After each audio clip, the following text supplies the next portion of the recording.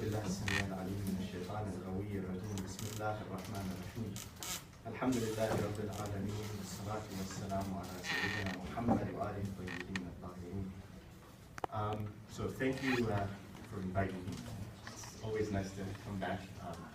For those of you who don't know, I'm actually faculty here in the School of Medicine, so I'm on campus from time to time. But my day job is at the Environmental Protection Agency, which is an RTP. And from the outset, I just want to say, you guys have to pay dues to be in the MSA. You have to be paying dues to participate in some events, not to be MSA. Participate in the events, okay. Because when I was a student a long time ago, we didn't have to pay dues to participate in events. But do you guys feed on this? Yeah, it's only for a few of them. There's benefits. I'll just say that.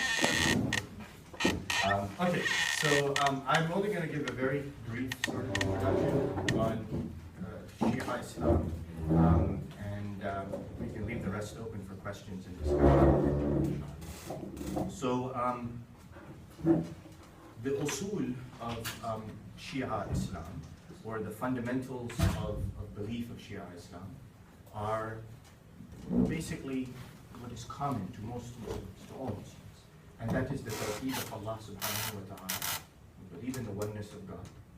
After the oneness of Allah, the very next fundamental of our belief is the adala of Allah, the justice of Allah subhanahu wa ta'ala, which means that in no way can God ever be unjust, or can He ever cause imbalance in any way? We believe that the system God has created, God's administration of that system, God's treatment of all of His creations is perfect. It is adil, as He would be called. So we believe in justice as the second tenet of our belief. After that, we believe in the prophethood, so all of the Anbiya and the Mursaleen, starting with Adam alayhi salam to Khatim al-Anbiya wal Mursaleen sallallahu alayhi wa alayhi. And after the Nubuwah, the fourth tenet is the Imamat. The Imamat is where we, the Shia, will differ from the Ahl Sunnah and from other Muslim sects. And I think we wanted to talk about sect denomination. We can get into that. The Imamat is what we believe to be the divine leadership after Prophet Muhammad sallallahu alayhi wa sallam. They are not prophets, they are not messengers, they are basically the legatees, they are the successors of Prophet Muhammad, who basically took over administration and guidance of the community after the demise, after the Shahada of Rasulullah sallallahu alayhi wa sallam. And of them, we believe that there are 12 Imams, beginning with Imam Ali alayhi salatu wassalam, who was the cousin and son-in-law of Prophet Muhammad, and going through 11 of his children, the 12th of whom we believe is in occultation. Imam Mehdi alayhi salam, we believe the 12th Imam did not die. We believe that he has gone into occultation just like Isa alayhi salam, and that close to the end of time, or whatever time Allah decides, both he and Isa alayhi salam will come back. The fifth tenet of Islam, of Shia Islam, is the belief in the Day of Judgment. So this is common as well. We believe in the fact that every human being, every creation of Allah will die, and Allah will raise them, and they will be called to account for their actions on the Day of Judgment. So these are the usul, the five usul of the religion. Tawheed, Adl, Nubuwa, Imama, and Qiyamah. Now, just like every other Muslim, we have furu' al-din, which are the branches of religion. These are not the essential beliefs of the Shia. These are the practices of the Shia, just like every other Muslim. So, salat. We pray 5 times a day. We fast in the month of Ramadan. We go for Hajj to Mecca, to the Kaaba. We pay zakat.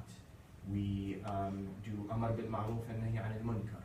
We have several more, furu' ad-din, which are considered the branches of the religion, and really, in all honesty, very simply put, it's the practice of the religion. All of that put together is what determines what is a Shia. Shia, like every other Muslim group, are comprised of different ethnicities, different backgrounds, different languages. Shias come from Iran, from Iraq, from Saudi Arabia, from Lebanon, from Pakistan, from India, from Afghanistan, to converts into the religion of Islam and who have chosen to follow the Shia way. Now, what does it mean to be a Shia? The word Shia in the Holy Quran, it means a follower. And that's why the Holy Quran says, وَإِنَّ مِن شِيعَتِهِ لَإِبْرَاهِيمَ. Ibrahim was the Shia of Nuh alayhi salam, meaning he followed in the line of prophets coming from Nuh alayhi salam. So Shia just means a follower, somebody who follows a code of some sort. And we say that we are the Shia of the Ahl al-Bayt, which is Prophet Muhammad, his holy progeny. Now, when we make this sort of declaration that we follow Prophet Muhammad, all the other prophets, and then the family of Prophet Muhammad sallallahu alaihi wasallam, we do so with the understanding that they are flawless. These are individuals that do not make mistakes. They do not err. There is no chance, no opportunity, no condition or situation in which they will ever commit a sin or make a mistake. And the reason we believe this is that the Quran has mentioned it very clearly, has provided evidence for that fact. Plus, from a logical standpoint, it would be very hard, and this is our contention, to follow somebody who we believe made a mistake even once. If a person makes a mistake just once, you have a reason to doubt them, doubt their character, doubt what they have done, or potentially the next thing that will come out of their mouths or what they will do could be questionable. That sort of doubt creates instability.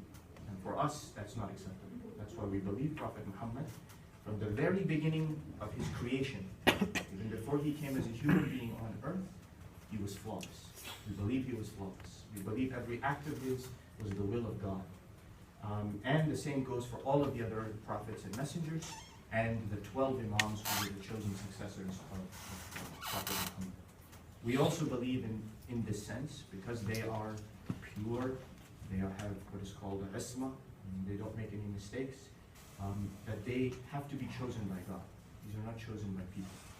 So we believe that the guide of the community, the imam, he is chosen by Allah, just like the Prophet is chosen by Allah subhanahu wa ta'ala. As far as history,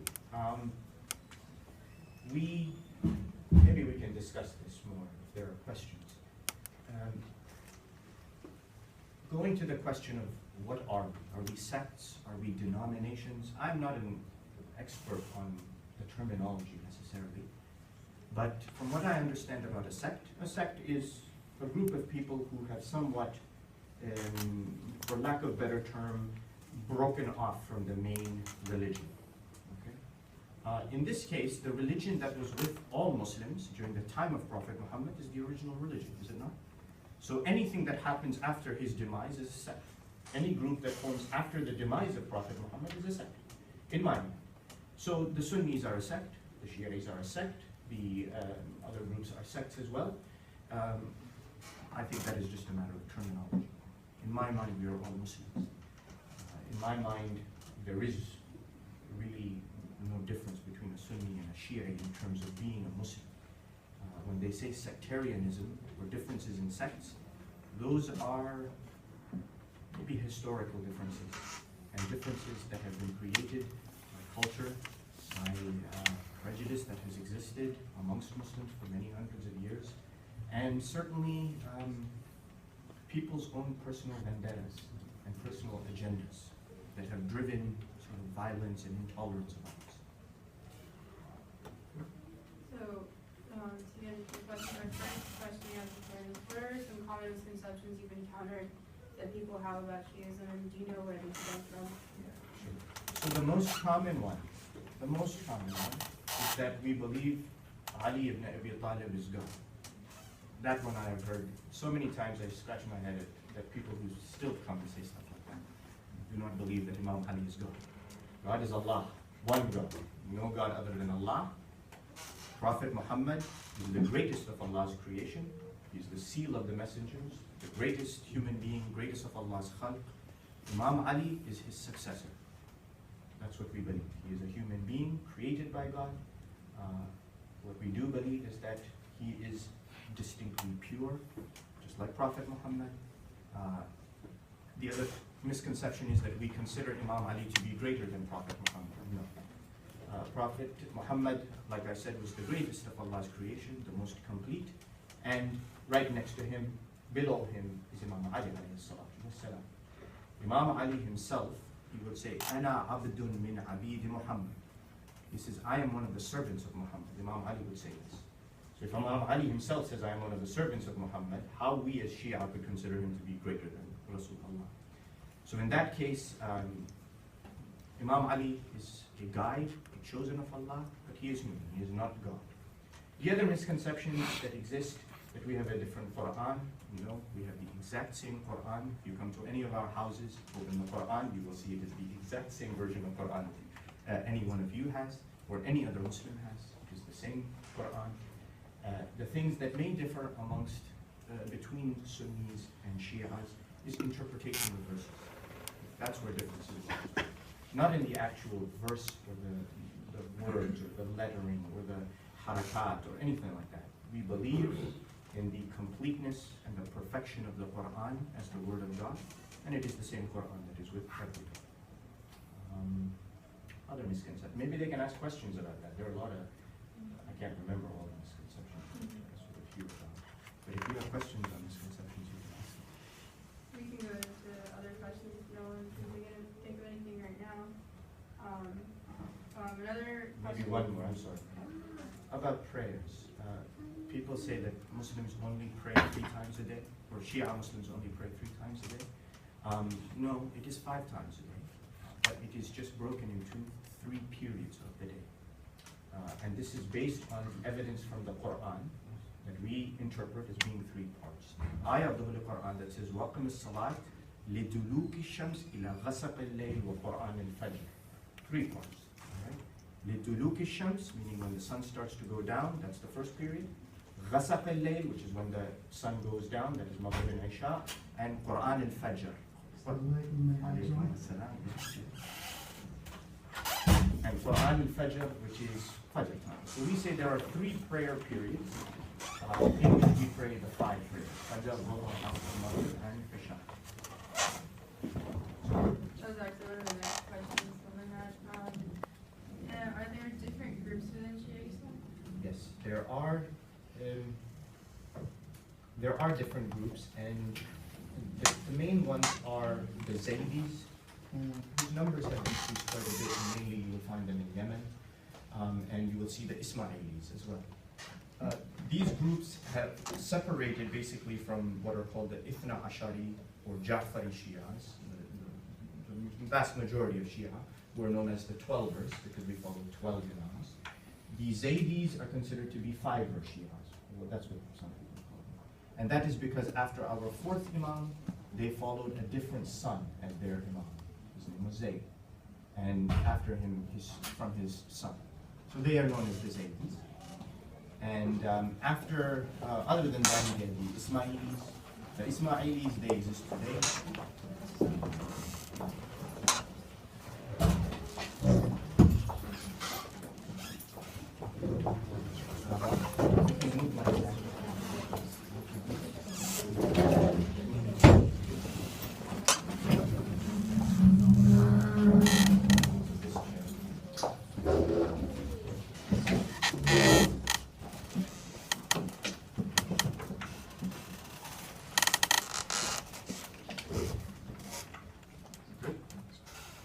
So the Zaydi Shi'as, the Ismaili Shi'as also comprise small percentages of what is the Shia world. And you can find them across the Muslim world. Yemen, India, Pakistan, the Arab world, and they're here in the West as well.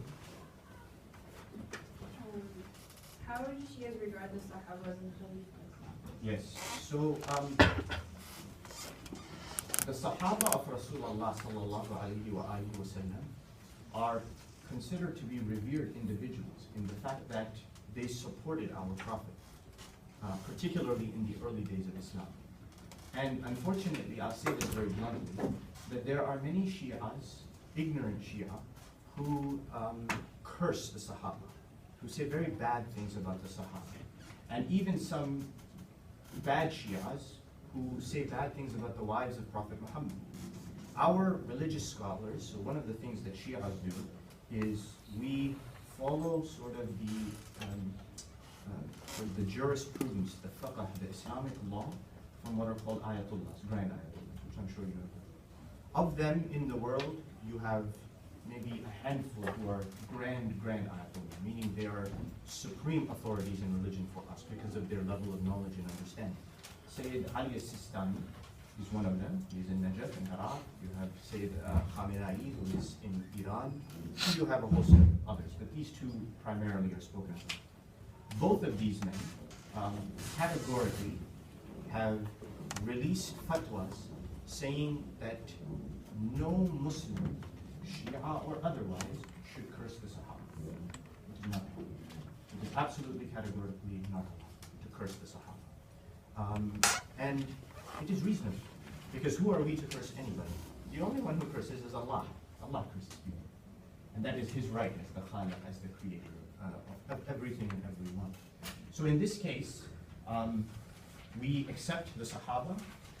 The differences are probably related to the fact that we don't give them the status that a Sunni Muslim.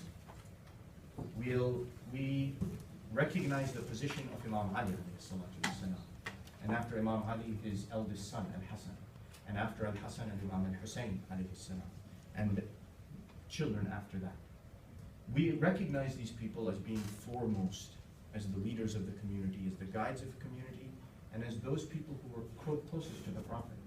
Imam Ali grew up in the house of Rasulullah. His children grew up in the lap of Rasulullah. As far as Khilafah, Khilafah is a touchy subject, especially when Shia Muslim and Sunni Muslim are in power. And it can be quite contentious. I know because half of my family is Ahl Sunnah and half of my family is Shia. So you can imagine, have you guys ever seen those bumper stickers that I support UNC on like Saturday and NC State on Thursday night or something? We need to get one of those for I'm a Shia on this and Sunni. As far as Khilafah is concerned, we believe that the rightful successor of Prophet Muhammad was Imam Ali, and that successorship went from Imam Ali to his son Al-Hassan, to his brother Al-Hussein, to his son Ali ibn Al-Hussein, and on to the 12th Imam. As far as being recognized as divine Khalifa or chosen of Allah, we do not recognize the three Abu Bakr, Umar, and Uthman as being such. We recognize them as the Sahaba of the Prophet, as supporters of the Prophet, but as divine successors, no. So you spoke about Imam Ali, Imam Hassan and Hussein. What is their importance in Shia Islam? How might that differ from Sunni? Imam Hassan and Imam Hussein? Yes. So again, we believe that they are flawless. We believe that they are masoom.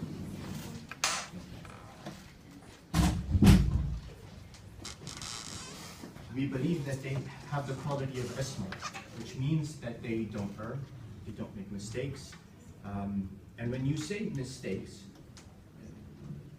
it's very difficult to define what is a mistake. In our case, a mistake is anything that can be considered dhulm. Dhulm is injustice. But very simply put, it means anything that has been put out of place. So that can apply to yourself, it can apply to others, it can apply to society. We believe that Imam Hassan and Imam Hussein, who are the first two grandsons of Prophet Muhammad, the sons of his daughter, his beloved daughter, and that these two individuals were the second and third Imams, and that they were pure, that they made no mistakes, that they were chosen by God to be leaders and successors in the religion, and that Allah has chosen them for his. Why do Shias add that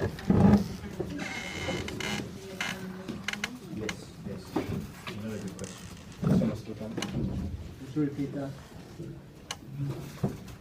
Why do the Shia add Aliyan Waliyullah in the Shia, in the Adhan and the Iqam? So in this case, it is not a requirement to say Aliyan Waliyullah.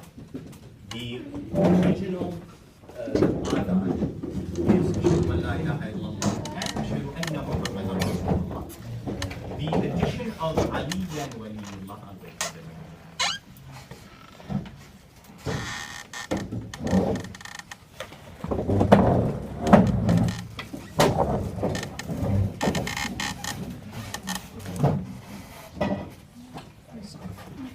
half of these people are people who know me and they're just making sure I don't say anything stupid.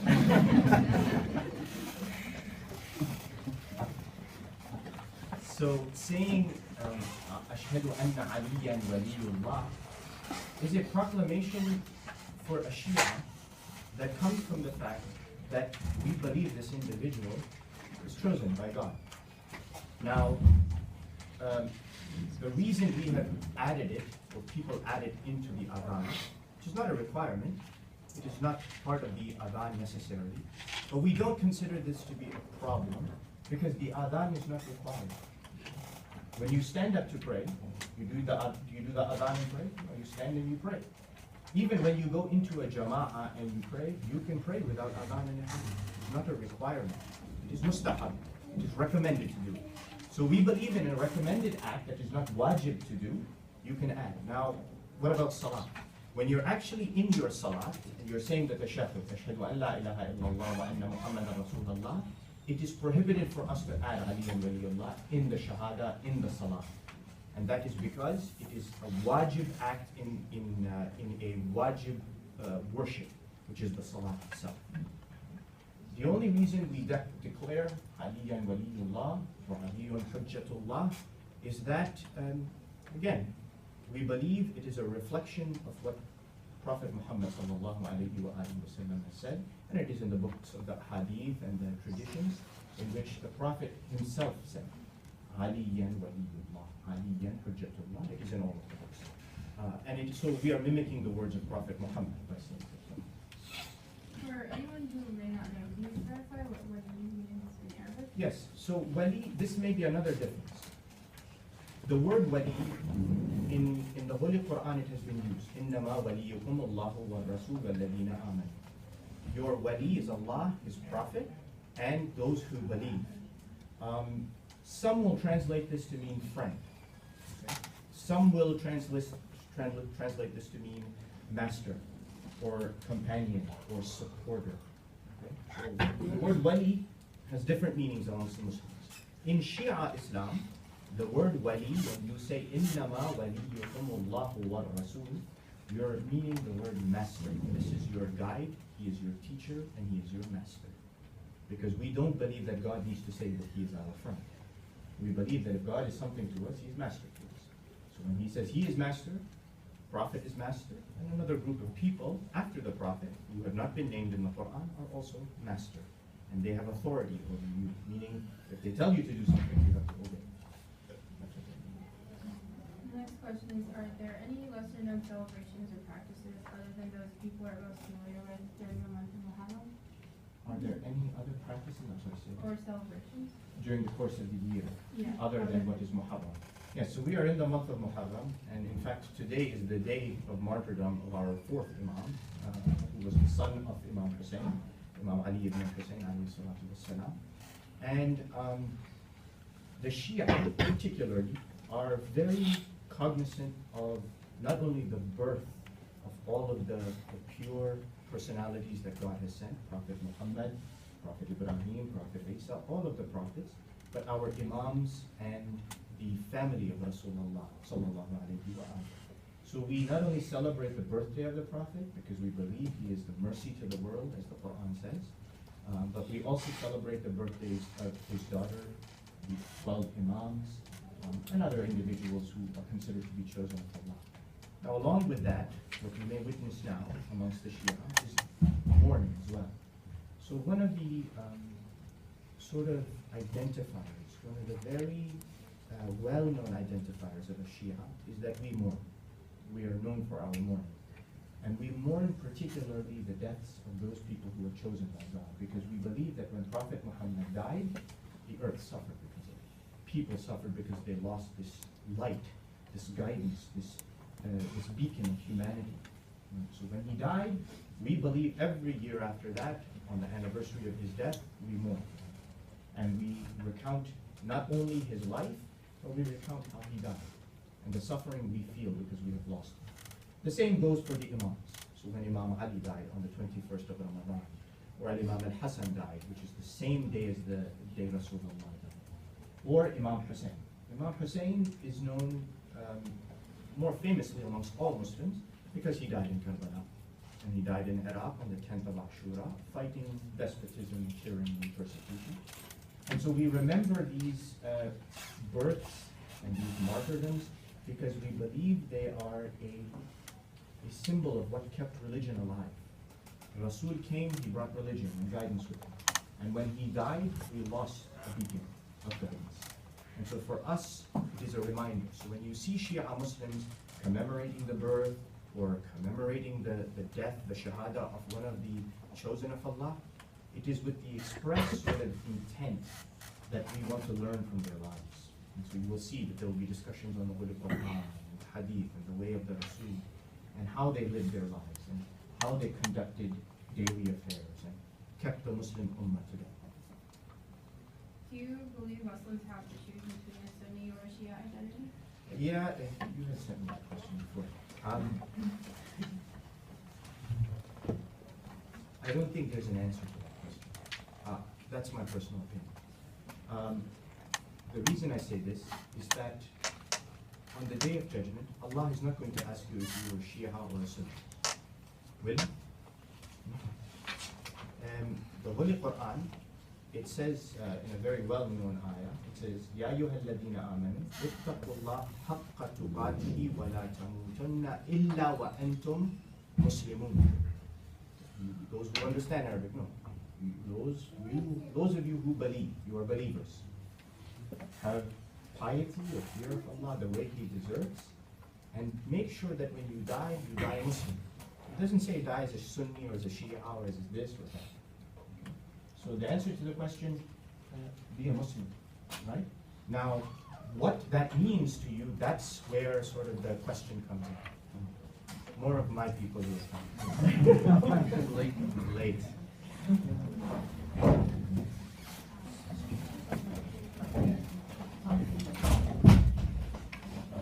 Sorry, no Lord. Again, the key is to be Muslim. And not only is the key to be Muslim, but the key is to know what it means to be Muslim. And where are you going to derive your Islam from? You have to take Islam from somewhere. Quran, the seerah of the Prophet, and from some other sources, because Prophet left. And after the Prophet left, there has to be a source. And some will say, well, why does there have to be a source? So at the time of Prophet Muhammad, was there anything like the internet? No, there was no internet. Was there anything like mortgages? No, there was nothing like mortgages. So all of these current affairs, you have to have a religious ruling. We need some explanation of how Muslims are supposed to deal with mortgages in the modern world. Did Prophet Muhammad talk about mortgages? He didn't talk about mortgages. It didn't exist at that time. He didn't talk about other issues like the internet, because it didn't exist at that time. So you need some way to reach the Prophet, and you need some way to reach the Holy Quran, so that you can get an answer. What is allowed? What is not allowed? In the 21st century, new things are coming up. How do Muslims address this? How do Muslims know whether they are allowed to do it or not allowed to do it? We, the Shia, say the door to that is through the Ahl al-Bayt, through the family, and through the traditions that they left behind. Hadith. And the Ahl Sunnah is the same. They use the Hadith to derive the law. So that's where you sort of now start seeing a division, who is Sunni and who is Shia. But again, we are all Muslim, so that is what should be focused on.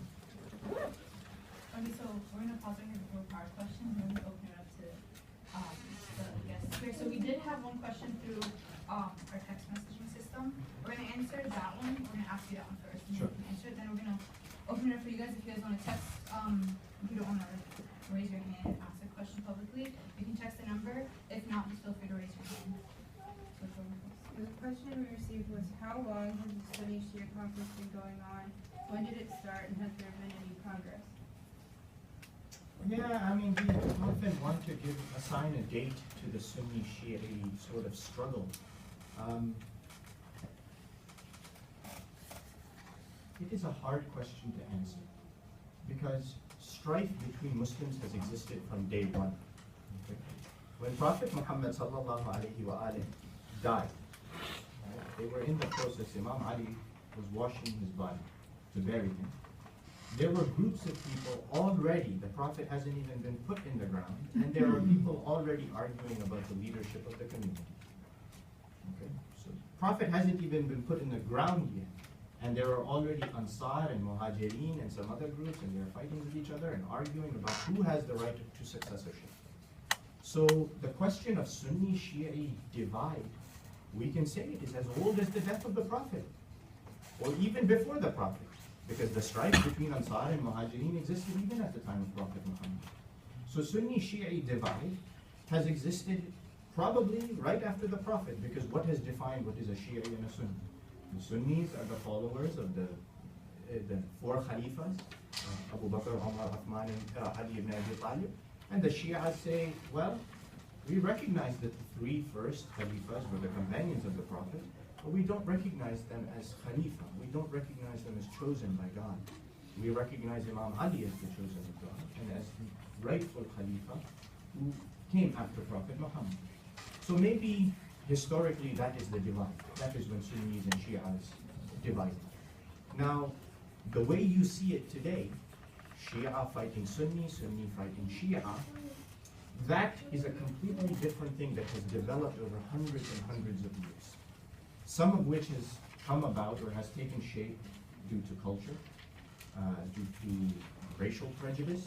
Racial prejudice is a big issue, due to power, due to a whole bunch of things. For example, the Banu Abbas, who were the family of the Prophet's uncle, the descendants of Abbas ibn Abd al-Muttalib, who was the uncle of Prophet Muhammad, they took the banner that we are the family of Prophet Muhammad and we are the rightful leaders. And do you know what they did? They killed our imams. Starting with our 6th imam, our 7th imam, our 8th imam, they were the ones who poisoned them and killed them. So you can see how muddled a picture it is to say one is a Sunni, one is a Shia. Banu Abbas are considered to be Sunni, but they are also the family of Prophet Muhammad. So these sorts of questions that, well, when did the Sunni-Shia split come? Probably it was initiated right at the death of Rasulullah. But what has taken shape today and what exists today is a modern phenomenon that has developed into hundreds and hundreds of years of things changing and people's perceptions change. I don't know if that answers the question. Any follow-up?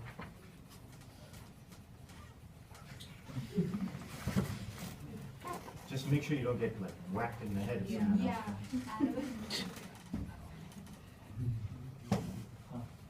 You can come stand here. Oh, yeah, I was going to say that. Answer the question. If you have questions, you can have. So another such question is, do Shias have any equivalent to the madhahib in their tradition? So the four madhahib, no, we do not have madhahib like that. The Hanbali Shafi'i, we do not have that. We are considered the Ithna Ashar, the Jafari Shia, and we are the majority of the Shia. You have, like I said, Ismaili and Zaidi as well. When the Azhar Mosque put out their declaration quite a long time ago, saying that there are 5 madhahib, 4 of the Ahl Sunnah, and the Jafari, Ithna Ashari, which is us. There's no breakdown from us. The Zaydis and the Ismailis are an offshoot that we don't consider to be, it's a little hard to define what they are. I'll leave it out. Yes? Nobody's asked anything. You're the first. what is your opinion? Like, what is regarding Tahrif al-Quran? About Tahrif al-Quran. Tahrif al-Quran. Yeah. No, we do not believe in the Tahrif of the Quran. We've talked about this. That one of the misconceptions is that Shias have a different Quran, or Quran has been changed. We do not believe. We believe the Quran that is with us, that is read by every Muslim, everywhere in the world, is the authentic, correct Quran. And we read the same. There is no Tahrif. Okay, I had a follow-up question on the conflict thing. I thought you were taking this first. So why is the division so much that after 1400 years, so much bloodshed, we still can't get over Well, the differences? I think because it's human nature. Unfortunately, it's human nature. So, forget Sunni Shia. If you look at Rwanda, for instance, I don't know how many of you know about Rwanda, the Hutu and the Tutsi. Go read about their history.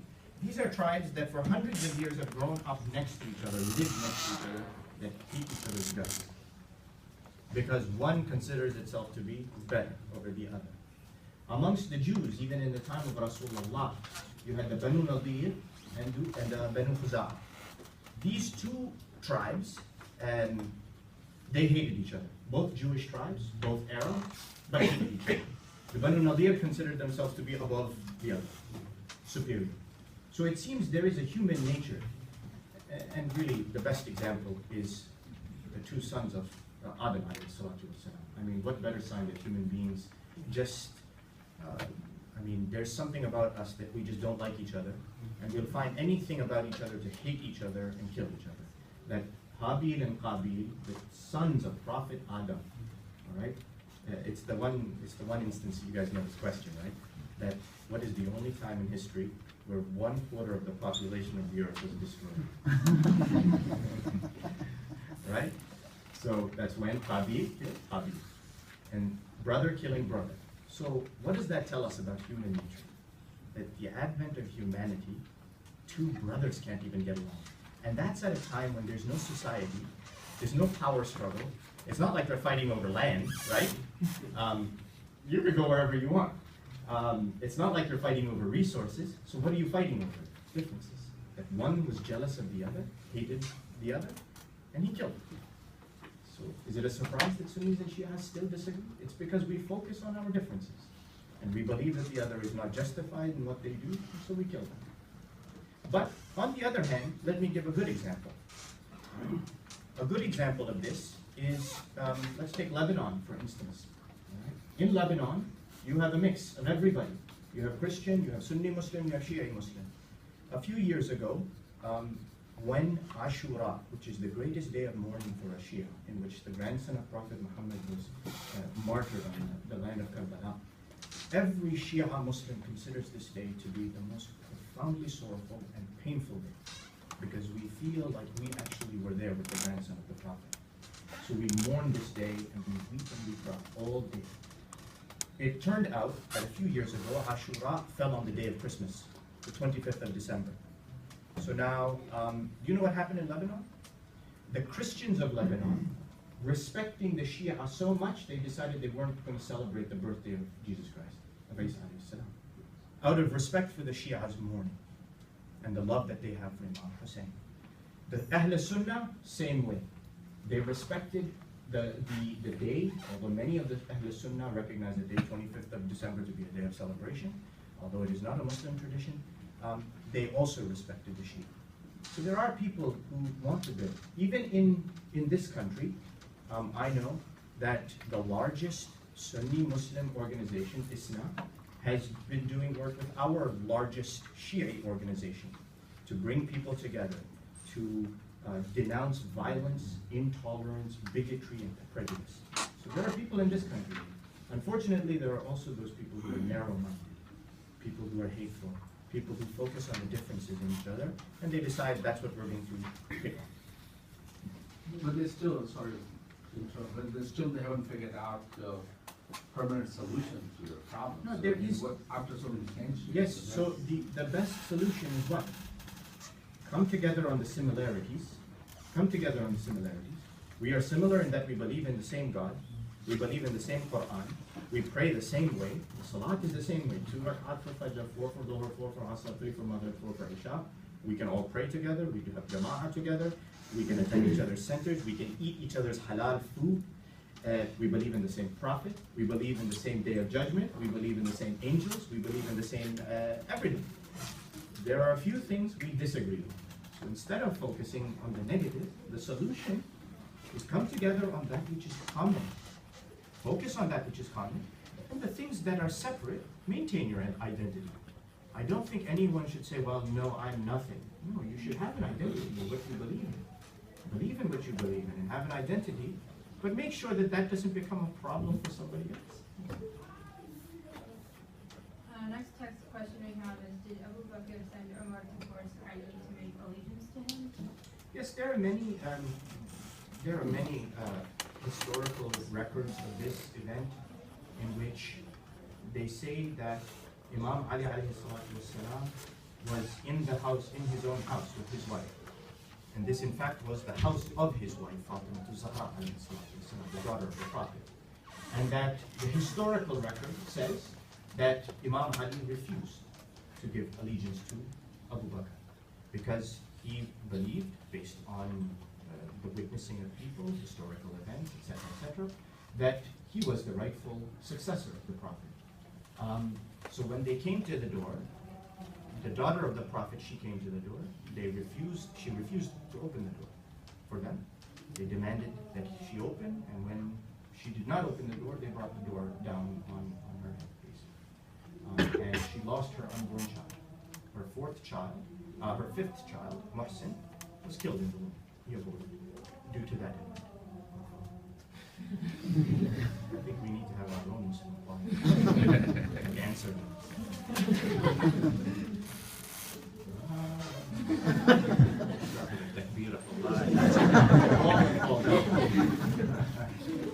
Then MSA will be abolished from UNC. We're good. You guys will have to have your meetings down in NC State. Oh, no, that's blasphemy. Forget it. The next question is the lineage of the Prophet and his family still alive? If not, do you know when it ended? Yes. So we definitely believe that the lineage is alive. There are Sayyids, right? So we believe that amongst the Sunnah, amongst the Shia, amongst all Muslims, there are those descendants of the children of Prophet Muhammad. There is a lineage. Next question is there a Sufi aspect to Shiism? What are your views on Sufism and Shiism? There are many followers of Ahlus Sunnah wal Jama'at who also have a deep love for Ahlul Bayt to celebrate the birthday of the Prophet and also recognize the tragedy of Karbala. What do you think of these similarities? Yeah, so as far as the Sufi question, yes. So the Shia have tariqas, Sufi tariqa that are Shia. And one of the very well-known of them is the Shadili tariqa, of whom the master is Sheikh Fadlallah Hayri, who lives in South Africa, actually lived in the United States for many years, moved to England, and now is in South Africa. And they are, I don't know that they call themselves Shia, but they are, because he is from Karbala himself. And they believe in the Imams, etc. And we have many of them here at the Triangle, of them, people who used to follow that tariqa or still follow that tariqa. So Sufism exists. As a study, it is called Ilm al-Irfan. And in our religious seminaries, our Islamic seminaries, it is taught as a subject, as a focus matter. So people can go and study what is called Irfan, deep understanding of God. And that's what Sufis do. They want to find the easiest medium, or the clearest medium, or the most unfettered medium to Allah, subhanahu wa ta'ala. And that is what Ilm al-Irfan is. And the second part of my question?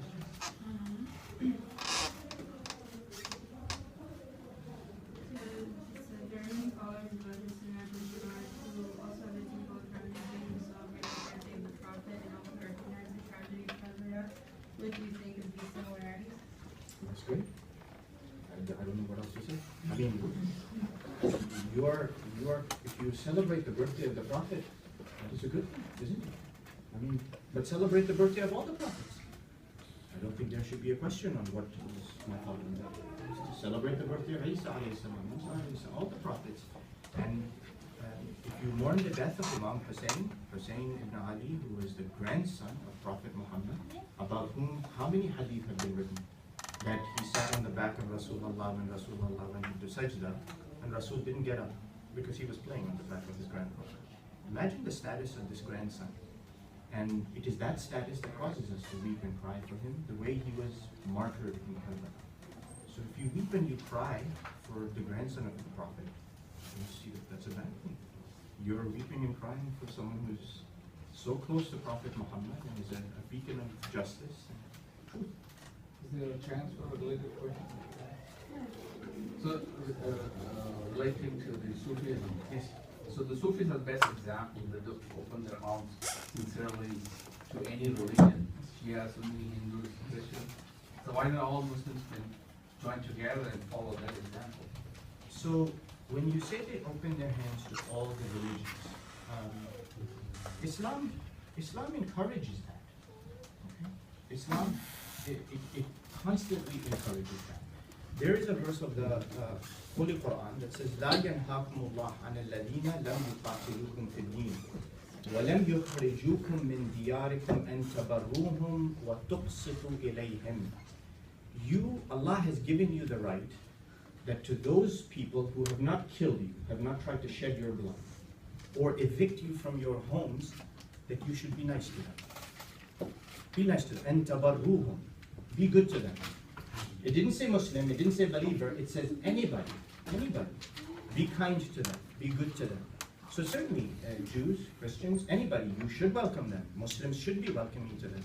In our center, our Islamic center, we have a Baptist minister who comes all the time to listen to speeches and joins us for dinner. We encourage classes from Duke University. Haj Abdullah Intefli brings his class every year to sit with us. We are encouraging. I think every Muslim should be that way. Now the question of where does it go from there? Shia Muslims don't believe in pluralism, okay? That every religion is correct. We believe Islam is the only correct religion. There's no question. Islam is the only correct religion, and beyond that, Islam does not say, well, you can also be this, you can also be that. We say Islam is the right way, it is the path of God. Like a Christian will say Christianity is the right way. A Jewish person will say Judaism is the right way. Beyond that, we say everyone's faith is their own faith. Lakum dinukum waliya din. You have your religion, I have my religion. You have to be taught.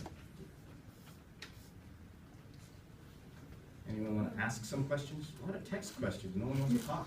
I just had a comment, again, related to that one. So the reason that what I was saying coming to is like in Sufism, they don't have like ifs and buts. They have like sincerely, they say, okay, you're Sunni, you're Shia, doesn't matter. Same. The reason that I think that the Sunni and Shia unity, even after so many efforts from so many scholars, they actually got the fruits of it just because the people are not sincere. A lot of Sunnis, they're not sincere towards Shia, and the same thing, Shias, a lot of Shias are not sincere. So that's why they never succeed. It's true. And I said that already. That we don't accept each other. We don't want to accept the commonalities of each other, the things that we have clothing. Even between a Jew and a Muslim and a Christian, can we not come to the commonality that we believe in one God? And the Trinity is something different. We don't have to address that issue. And even the Trinity, it is not a belief in three gods. It is taking one God and splitting it into three. It is a different issue altogether. So even a Jew and a Christian and a Muslim can come together and say we believe in one God. We believe in the same prophet. We believe at least in justice, do we not? We believe in compassion. We believe in mercy. We believe in love. So come together on the commonalities. But what we'll do, like you said, is we'll say, no, that Sunni Muslim does this, so we're going to spit on their face. Or this Christian person believes that Jesus is the Son of God, so we're going to hate them. They're kafir to us. That is not Islam. That is not the way of our Rasul sallallahu alaihi wasallam. All right, questions from the crowd? No? Yes. Do you think Islamophobia is affected the Shia community any differently? What? I'm Islamophobia? Islamophobia. No. We have faced the same issues. We are addressing it at a national scale in this country, in North America, and we are facing the same. Our women wear hijab just like the Sunnah women, like any other Muslim women. Our women are identified as Muslim the same way as any other Muslim woman or a man. And so we face the same prejudices, the same sort of intolerance. So we have another question? I'm sorry. My question was really about like the initial conflict that started. Like if you could just address that in the Khalifa's one, because I feel like I've heard some people say that it's a political conflict, and then some people say no, it's a religious conflict. And I've just heard so many different opinions that I just want to know like what was the initial, what is the split? Like what is the actual issue? So when you talk about politics, it depends what you mean by politics. If you mean by politics, meaning garnering the support of people to exert your influence, which is basically what politics is, then we believe that that is not a religious issue. Okay? That is human beings' intention to get support from others, to have influence and control and power. That is political. That has nothing to do with Islam. But if you talk about politics as being the governance of God, right, on earth, the governance based on the religion and the code of God, then we believe that's a religious issue. Now, as far as the split that occurs, or the difference that occurs, or that exists, it addresses both of these things. And what the Shia say is that politics in Islam is governance by God, and those chosen by God, and that it exists as such on earth. In the absence of that, it is human beings working on self-interest. Any human being working on self-interest. And that is the main split. How do you address that? That's the tough question, right? Shias, what they have done, what we have done, is we have said there is a difference now, ever since that time, that initial split, or that initial disagreement, that there is a difference between rulership and guidance. So now, those who are rulers are not necessarily the guides anymore. They're not the ones who are going to come and impart knowledge. And they're not the ones who are going to have all the understanding of religion. And so you see sort of a split now, even amongst the Muslims in their subgroups. That exists today. Even amongst the Shias. So amongst the Shias, there are some who believe that politics and governance belongs in the hands of the religious heads. And there are some Shias who say, no, it does not belong. Because it speaks to the nature of mankind, what human beings feel. Power, rulership, influence, religion, and what those things have to do with religion. Right? That's the question. Some will say it has nothing to do with religion. Some will say it has everything to do with religion, and that's where it is. Did that answer your question? Yeah. It's a hard question to answer. Well, I was actually just gonna ask about more about the actual what event caused, if someone were to ask what event Yes. really brought about this difference, what would the answer to that be? So, again, a hard question. Why? We will say the death of the Prophet is what brought it, right? Or what immediately followed the death of the Prophet sallallahu alaihi wasallam. Because when he died, like I said, there were some people who were busy washing the body of the Prophet to prepare him for burial, and there were others who were busy politicking to some degree and trying to say who's going to gain control of the nation. That already shows a split amongst the groups of people. And the question then becomes, what happened after that? Right? So did the schism become so wide that each camp went their own way? Right? Did Imam Ali leave society? He didn't leave society. He didn't leave the Muslim Ummah. He stayed in Medina. And he said, okay, I recognize that I was chosen as the successor at Ghadir Khan. It's in all the history books. And that I am chosen by God, according to the Shia viewpoint, to be the successor.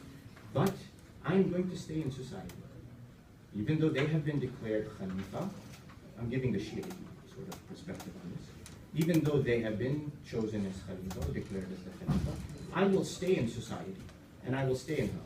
His son Imam Hassan, who was our second Imam, he also stayed in society. Did they break off and form a separate nation? They could have, right? What could have stopped them? They could have said, myself, Imam Ali will say, myself, my family, my close followers, whom there were very few, we are going to break off and we're going to start our own Shia utopia. Did that happen? No, it didn't happen. So technically the schism occurred, but the Ummah didn't break, right? There was no identification of this is a Shia, this is a Sunni. People stayed together. These were wise men who said, we need to keep this Ummah together because things are kind of precarious with the Prophet dying. There are people who are apostating, who are leaving the religion, who don't want to believe anymore, don't want to pay their zakat anymore. And if we create this great schism, Islam will fall apart. Imam Ali, out of the desire to keep Islam together, stayed, didn't form some other group, didn't fight, although there were people who came to him and said,